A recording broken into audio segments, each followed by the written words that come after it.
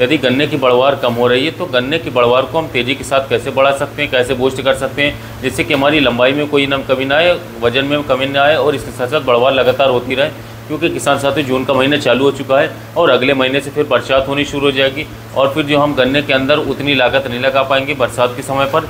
इसलिए मैं बरसात से पहले अपने गन्ने की बढ़वार को जो है जितना ज़्यादा हम बढ़ा सकते हैं, जितना ज़्यादा हम गन्ने की हाइट को जो है जितने ज़्यादा गन्ने की हाइट को हम बढ़ा सकते हैं उतने ज़्यादा हमें भविष्य बढ़ा लेना है। तो किसान साथियों आज की वीडियो में बस इतना ही, इसलिए आप वीडियो को लास्ट तक देखिएगा, एंड तक देखिएगा, तभी आप एक सही व अच्छी जानकारी ले पाएंगे। तो शुरू करते हैं आज का अपना टॉपिक, गन्ने की फसल की बढ़वार को हम किस तरीके से बढ़ा सकते हैं।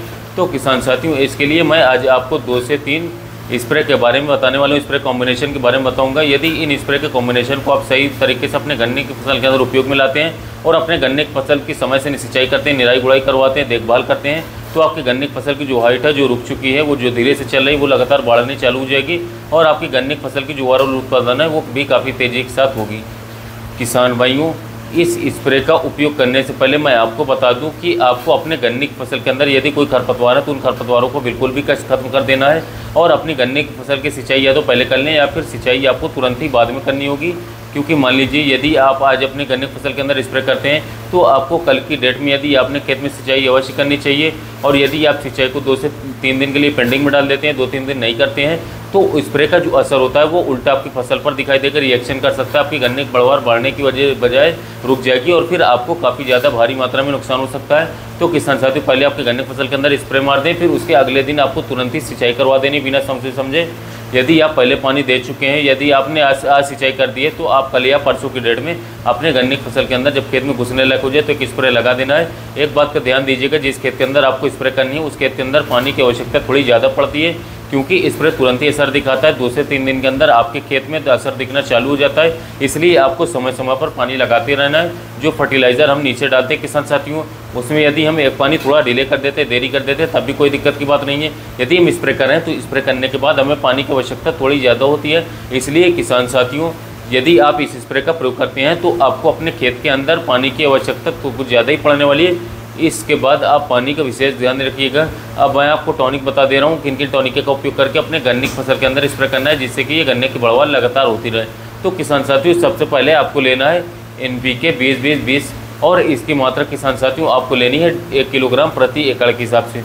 अब मैं आपको बता दूं किसान साथियों इसके अंदर नाइट्रोजन, फास्फोरस और आपके पोटाश, इन तीनों की मात्रा 19-20-20% है, जो कि आपके गन्ने की फसल के ओवरऑल ग्रोथ के लिए बहुत ज़्यादा इंपॉर्टेंट है, बहुत ही ज़रूरी है। यदि आप इन तीनों को स्प्रे करते हैं तो आपके गन्ने की जो ग्रोथ है वो तेज़ी के साथ होनी चालू हो जाएगी।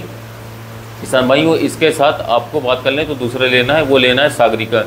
सागरिका की मात्रा किसान साथियों आपको लेनी है 500 ml प्रति एकड़ के हिसाब से। सागरिका क्या करेगा कि सागरिका के अंदर लगभग 60 ऐसे पोषक तत्व होते हैं या फिर ऐसे बहुमूल्य तत्व होते हैं जो आपके गन्ने की ओवरऑल ग्रोथ के लिए बहुत ही ज़रूरी होते हैं। यदि आप किसान साथियों सागरिका का उपयोग अपनी फसल के अंदर करते हैं तो ये आपके गन्ने की ग्रोथ को तेज़ी के साथ बढ़ाएगा और आपके गन्ने की फसल की फुलाव कराने में, मोटाई कर बढ़ाने में काफ़ी मदद करेगा। यदि आपकी गन्ने की फसल छोटी है तो ये कल्ले फुटाव करवाने में बहुत ज़्यादा मददगार आपके लिए होगा। तीसरा किसान साथियों आपको अपने गन्ने की फसल के अंदर किसी भी एक अच्छे इंसेक्टिसाइड का उपयोग लेना होगा किसान साथियों, जिसका उपयोग करके आप अपने गन्ने की फसल को रोगों से भी बचा पाएंगे, रसोई कीट से बचा पाएंगे। इसके लिए किसान साथियों आप हमला का इस्तेमाल कर सकते हैं। हमला किसान साथियों जिसमें क्लोरोपाइरीफॉस प्लस साइपरमेथ्रिन आता है, इसकी मात्रा किसान साथियों आपको 1 एकड़ के लिए लगभग 600 ml की मात्रा किसान साथियों काफ़ी अच्छी रहेगी। इसके अलावा किसान साथियों जहाँ पर ज़्यादा रोग हो तब 600 ml लें, जहाँ पर रोग कम है तो किसान साथियों आप वहाँ पर 300 ml से ही काम चला सकते हैं। यानी कि 300 ml आपको 300 रुपये का मार्केट में मिल जाएगा, तो जो कि आपकी गन्ने के रोगों से बचाएगा ही बचाएगा, गन्ने की ग्रोथ में काफ़ी मददगार साबित होगा और जो आपकी गन्ने की क्लीयरिंग है, जो गन्ने में कल्ले का फुटाव से भी ये बढ़ा करके चलेगा। इसलिए किसान साथियों इन तीनों स्प्रे को आपको अच्छी तरीके से अपने गन्ने की फसल के अंदर कर देना है। अब बात कर लेते हैं पानी की। पानी की आवश्यकता इस स्प्रे के लिए आपको कितनी होनी चाहिए, तो लगभग आपको 250 से 300 लीटर पानी की आवश्यकता पड़ने वाली है 1 एकड़ खेत के लिए। और यदि आपके गन्ने की फसल की थोड़ी बड़ी हो चुकी है तो किसान साथियों आपको लगभग 350 लीटर पानी की आवश्यकता पड़ सकती है।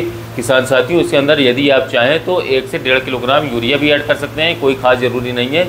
इस समय पर टेम्परेचर हाई भी है तो यूरिया का नुकसान उल्टा देखने को मिल सकता है, तो आप सिंगल ही NPK का यूज़ करें तो किसान साथियों आपको बहुत ही अच्छे रिजल्ट देखने को मिलेगा। इस स्प्रे का प्रयोग जरूर करें और सिंचाई का विशेष ध्यान दें। किसान साथियों जहाँ तक है मैं इसमें पूरी जानकारी आपको दे चुका हूँ। यदि फिर भी आपको किसान साथियों जानकारी समझ में ना आई हो, जानकारी मुझसे छूट रही हो, तो किसान साथियों मुझे कमेंट कर सकते हैं। जितने भी कमेंट आएंगे सभी कमेंटों के जवाब देने की कोशिश करूँगी। यदि आप किसान साथियों मुझे सब्सक्राइब करना चाहें तो सब्सक्राइब कर लें। मिलते हैं नए वीडियो में नए टॉपिक के साथ।